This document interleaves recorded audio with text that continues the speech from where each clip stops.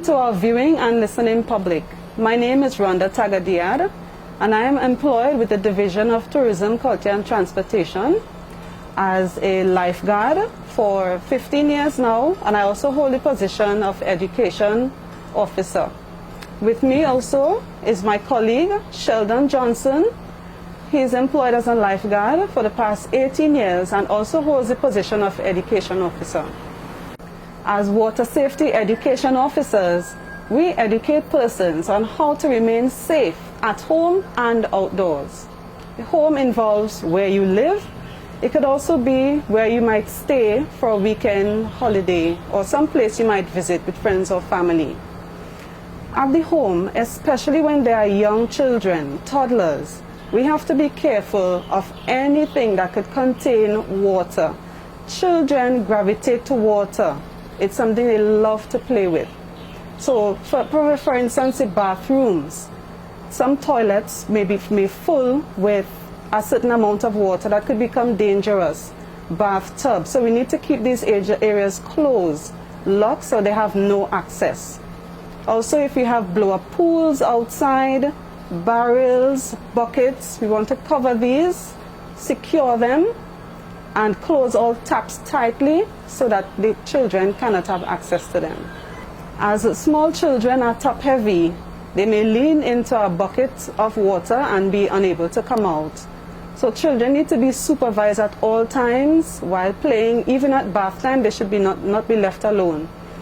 Also, if there may be blow-up pools in the yard, when finished using, they are to be emptied and put away safely. Larger swimming pools, and when we mention children, we are also talking about older children. They are always supposed to be supervised by a responsible adult. Do not go bathing alone. If for some reason somebody is in difficulty in the water, call for help. The first thing, call for help loudly so that someone can hear.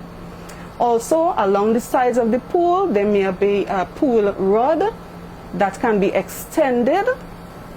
The person could grab onto it and you pull them to safety. There may be also called a life ring that can be thrown to them with a rope extended and pull that person to safety. And now we're on to water safety outdoors. We have many rivers and waterfalls, and these are fun places to go with the family. But we have to keep in mind a few water safety guidelines. First of all, when you approach the river or waterfall, do not dive in. It's beautiful, yes, but it is safer to wade in. So step in little by little. If the sand or the ground feels loose, do not enter. It may be unsafe. Also, fun is to climb to the heights and dive off. This is also very, very dangerous. There could be logs, bamboo, rocks that could cause injury. Also, if it's been raining or you hear strange noises coming from upstream, or you even see the water is changing color, becoming brownish or so, you need to get out. That is unsafe. Water and rocks and debris could start coming down on you. Get your family out. Remember, when visiting our rivers and waterfalls, do not dive into shallow water. Be careful of debris in the water. Wade in. Take careful steps in to feel the bottom of the water. And also, if you notice strange sound coming from upstream or changes in color of the water, it has become unsafe and you need to get out. We move along to our beaches. There are 9 beaches that are manned by lifeguards in the island of Tobago. In the east, we have 3 beaches: Kings Bay, Speyside, and Charlottesville. In the north, we have 2 beaches, Castara and Bloody Bay. And in the west, we have 4 beaches, which are Mount Irving, Buku, Pigeon Point Beach, and Store Bay Beach. We know our beaches are beautiful and fun, and the whole family is excited to go jump in. But there are a few things we need to pay particular attention to remain safe at the beach. When you get to the beach, you may notice water safety sign posted. This will tell you the times that lifeguards are on duty and other safety tips. Lifeguards are on duty between 10 a.m. and 6 p.m. every day of the week. Safe bathing is between two red and yellow flags. You may notice that the flag, although stating yellow, it is showing red at the top.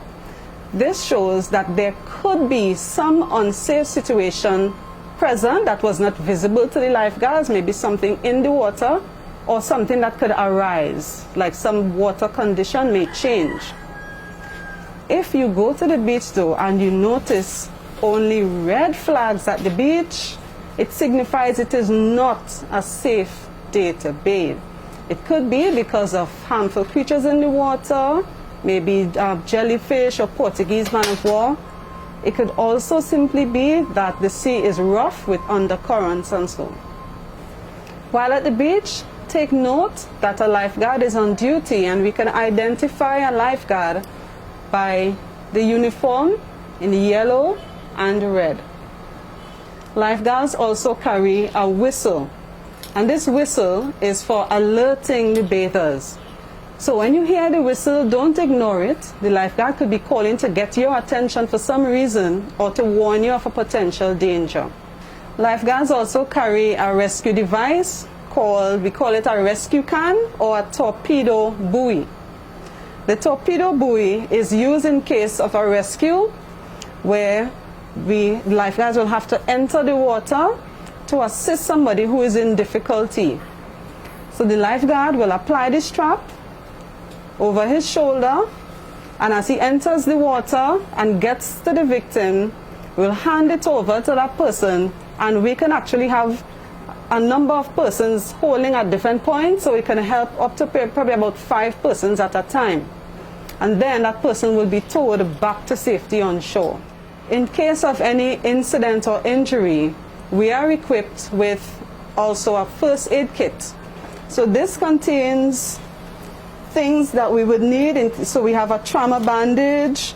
We'll also have eye wash in case a kid gets sand in the eye, different types of bandages, gloves, etc. In case of a person who needs resuscitation, we use an ambu bag. So this is what would seal over the person's mouth and nose, and we give rescue breaths using the ambu bag. As we wrap up, we just want to remind you of a few water safety tips. And we also have a lifesavers code for water safety, and it points that we should always go swimming with a responsible partner. Also, if we are in danger, we see somebody in danger, call for help. And if you are attempting to help to rescue that person, use a device. You can use a stick, you can use a rod, you can use a pole, use something or something that floats to give that person to hold on to. Remember, do not eat at least an hour before you go swimming. Don't dive into shallow water, especially when you cannot see the bottom. So, remember, stay safe around the water, either at home or outdoors.